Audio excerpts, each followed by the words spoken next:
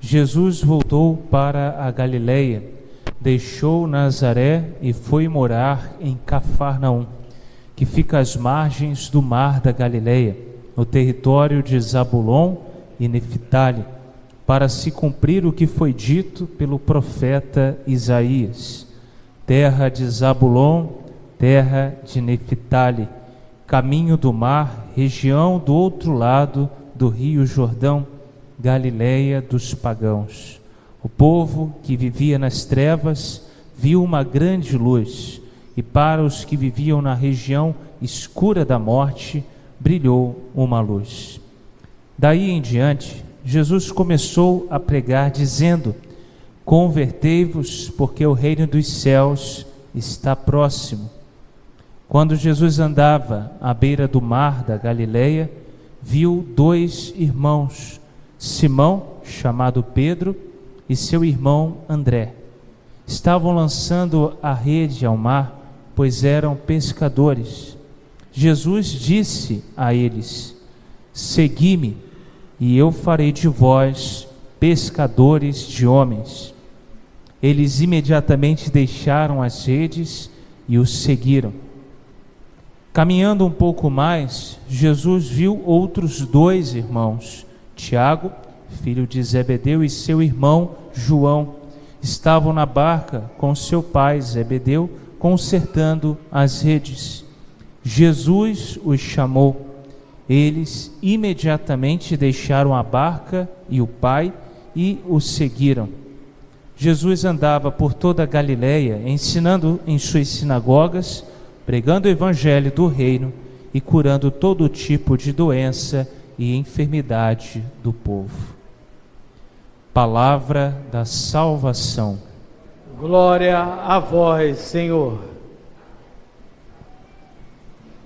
Caros irmãos, queridas irmãs, nós estamos nesse terceiro domingo do tempo comum e recentemente nós vivíamos o tempo do Natal. E nesse tempo do Natal celebrávamos, como é proposto pela Igreja, nesse período, a festa da Epifania, essa grande festa aonde víamos três reis magos pela tradição cristã católica que viram uma estrela brilhar no Oriente e foram perseguindo-a e se encontraram com a verdadeira luz, que é o Salvador, nosso Senhor Jesus. Também nessa liturgia, de alguma forma, somos nós, cada um, convidados a nos encontrar com essa luz. Principalmente nós, que muitas vezes somos como essas duas tribos de Israel que foram apresentadas nos textos sagrados nessa liturgia, seja pela primeira leitura, tirada do profeta Isaías, seja também o próprio Evangelho que retomou essa primeira leitura que nós meditávamos. Talvez nós, pela nossa falta de conhecimento, talvez até uma preguiça que às vezes nós católicos temos de contemplar a palavra, de deixar a palavra falar a nós a palavra de Deus e se esforçar de nos encontrarmos com a palavra, nós às vezes nem lembramos que existem 12 tribos de Israel e mal sabemos seu nome.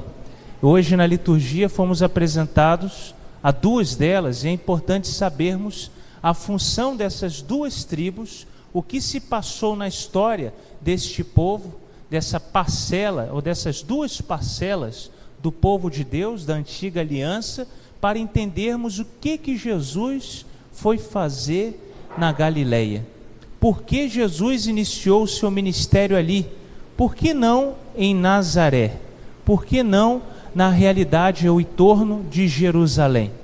Por que Jesus justamente foi se encaminhar para a terra de Zabulon e Neftali? Primeira realidade que precisamos parar é saber que parte da tribo significa Zabulon e também Neftali. Neftali, como dizíamos, é uma das 12 tribos de Israel. São descendentes de Abraão, Isaque e diretamente filho de Jacó. Neftali é esse que representa um dos filhos de Jacó, que estava também destinado a ser povo de Deus. Inclusive, depois da morte de Moisés, quando Josué entrou na terra prometida, o lugar destinado a ficar depois da divisão da terra santa entre as 12 tribos de Israel, entre elas a 13ª, que era a tribo sacerdotal, a tribo de Levi, que deveria permanecer em todo o território devido ao culto litúrgico da antiga Israel, para garantir o ato expiatório com o sacrifício, com aquelas oferendas feitas em tabernáculo e depois lá no santuário, já no tempo de Salomão, já mais lá para frente, depois de Davi, ficou destinada essa tribo com o território ao redor do mar da Galileia, que na verdade é um grande lago, mas que historicamente foi chamado como Mar da Galileia. E essa região, dentro daquela realidade, era muito importante por causa do comércio. Não à toa, no primeiro texto que nós escutamos, da primeira leitura, Isaías vai chamar terra das nações, Galileia das nações. E no Evangelho nós vamos escutar Galileia dos pagãos. E a gente vai saber por que mudou o nome. Por que Isaías chama de Galileia das nações? Primeiro porque era uma rota comercial muito importante. E a gente vai entender o que mudou na vida da tribo de Neftali, por que eles deixaram de amar a Deus. Assim também como a tribo de Zabulon. Em primeiro lugar, a tribo de Neftali, ela como ficava na rota comercial, eles deixaram de conviver com os irmãos. Deixaram principalmente depois de um evento, depois da morte de Salomão com o seu filho Roboão, numa querela entre Roboão e Jeroboão, as 12 tribos se dividiram, formando o reino do norte e o reino do sul. Uma linha que demarcava bem a divisão desses reinos, uma dica, está lá também na primeira leitura, depois do Jordão. Esse depois do Jordão é a tribo do norte, e a tribo do sul está lá em Jerusalém, aonde são compostas as tribos de Judá e Benjamim. Esses irmãos se dividiram, e Neftali ficou então mais afastado ainda, conversando com o povo pagão, principalmente porque Salomão, além de pecar, ele ainda quis mais ainda deixar Deus, e começou a construir principalmente naquela região que era de comércio, para poder favorecer a sua política, ali altares dedicados não ao Deus único. Então a gente entendeu por que depois passou da cidade das nações para a Galileia dos pagãos, abandonaram a fé. Esse é Neftali, que aconteceu com essa região. Zabulon, também como Neftali, uma das 12 tribos, descendente de Abraão, porém Zabulon era a tribo de guerreiros, e muitas vezes, principalmente no tempo de Davi, eles cediam muitos soldados para a guerra, eles eram muito devotos, e depois da construção do templo, eles sempre iam ao templo. Depois da divisão dos irmãos, aonde as 10 tribos, e Zabulon também ficou na tribo do norte, depois também do Rio Jordão, e dentro dessa realidade ele estava brigado com Judá, brigado com Benjamim, só que o templo está em Jerusalém, está no reino do sul. Zabulon conseguia ainda se vencer no orgulho, muitos, e ir em peregrinação para Jerusalém, mas a dificuldade, a divisão, a discórdia fez esse povo também se afastar. E finalmente, lá no período, a gente vê lá isso no livro dos reis, o reino do norte é o primeiro a cair perante a Síria. A Babilônia depois toma controle de tudo e derrota o reino do sul, mas o primeiro a cair é o reino do norte, e Zabulon é levado em cativeiro e muito se perde da fé. Ponto. A gente agora tem um contexto histórico para entender essas realidades.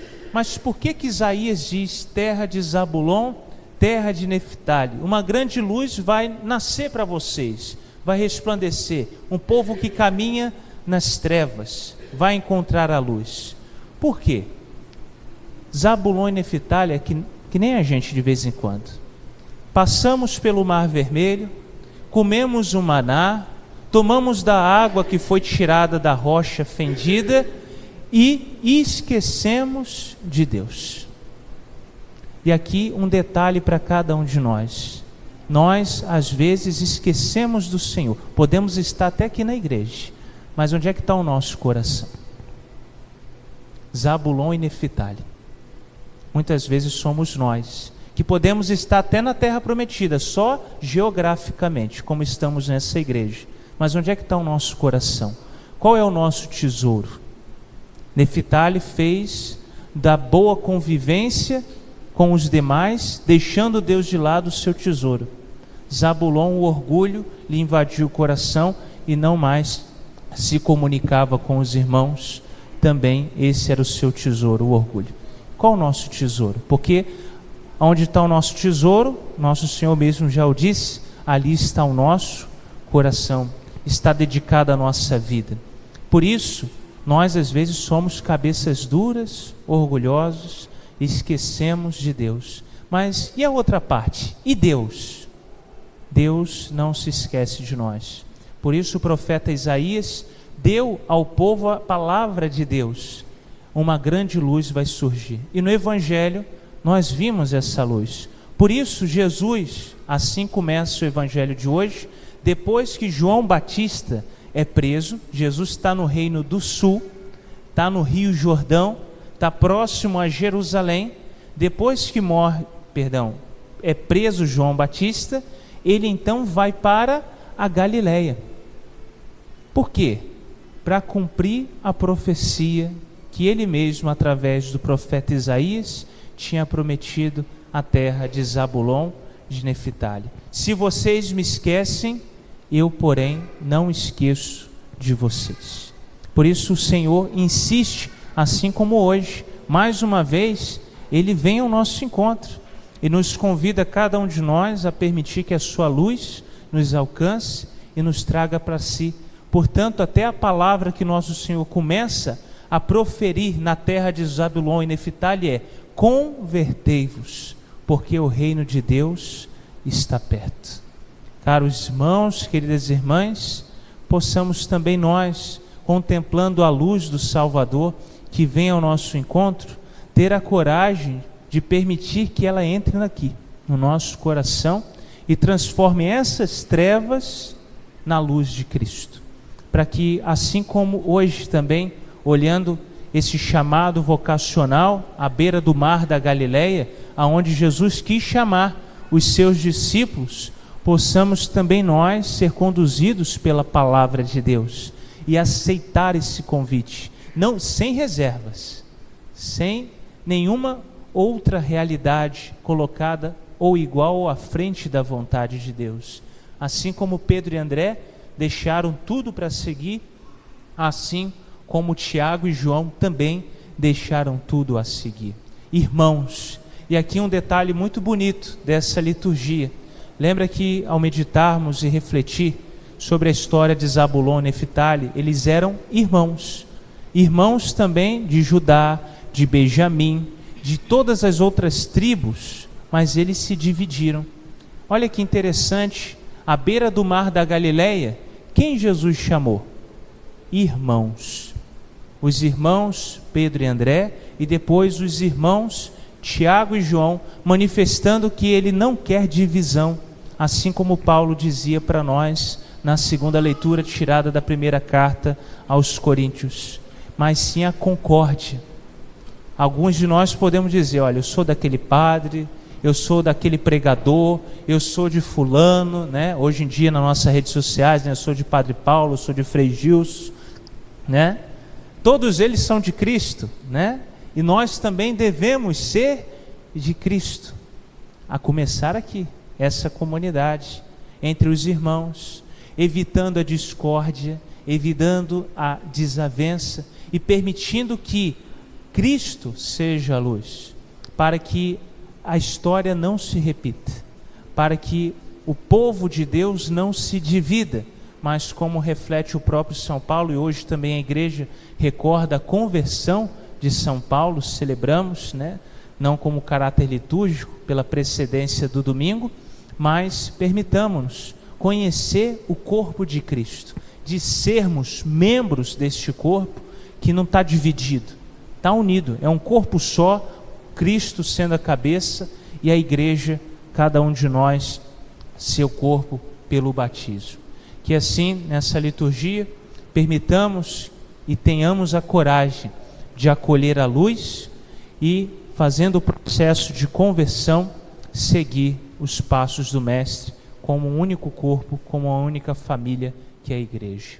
Louvado seja nosso Senhor Jesus Cristo. Para sempre seja louvado.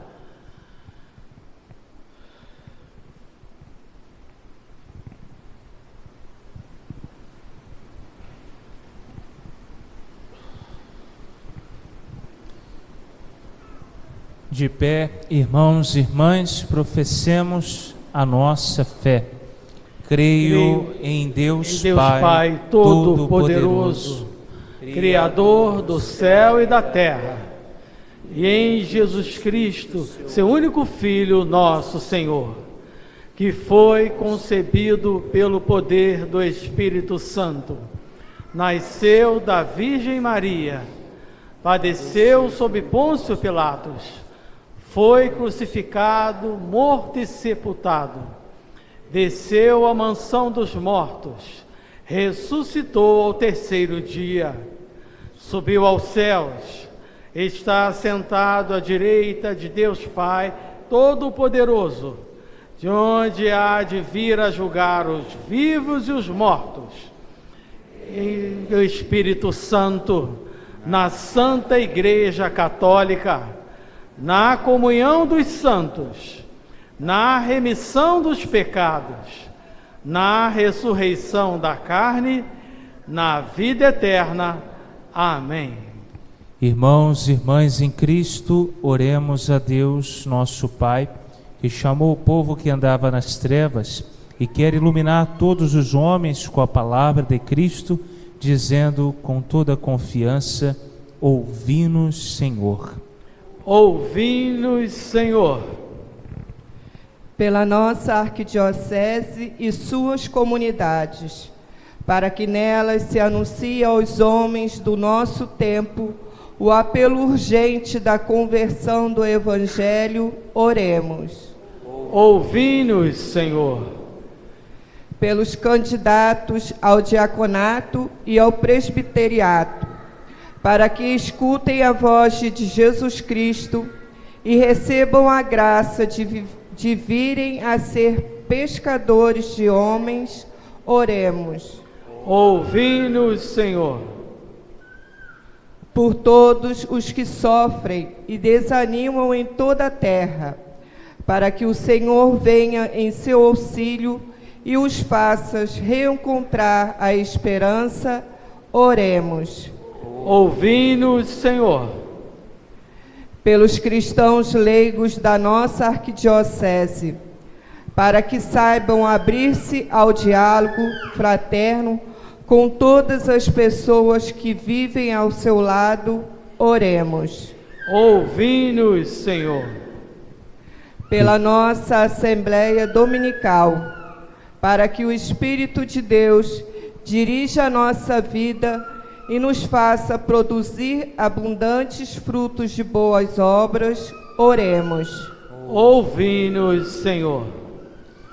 Pedimos também pela recuperação da saúde do Padre Mateus, coloco também do Padre João Gabriel, todos os enfermos dessa comunidade, as intenções que foram apresentadas ao início dessa liturgia, pedindo também pelo batismo que se realizará logo após essa celebração, para que aqueles que vão passar pela água do batismo possam ser verdadeiros filhos, filhas de Deus. Oremos. Ouvi-nos, Senhor. Senhor, nosso Deus, que por meio do Evangelho chamais os homens à salvação, livrai-os de todo o mal e fazei-os caminhar para vós com a inteira liberdade. Por Cristo, nosso Senhor. Amém.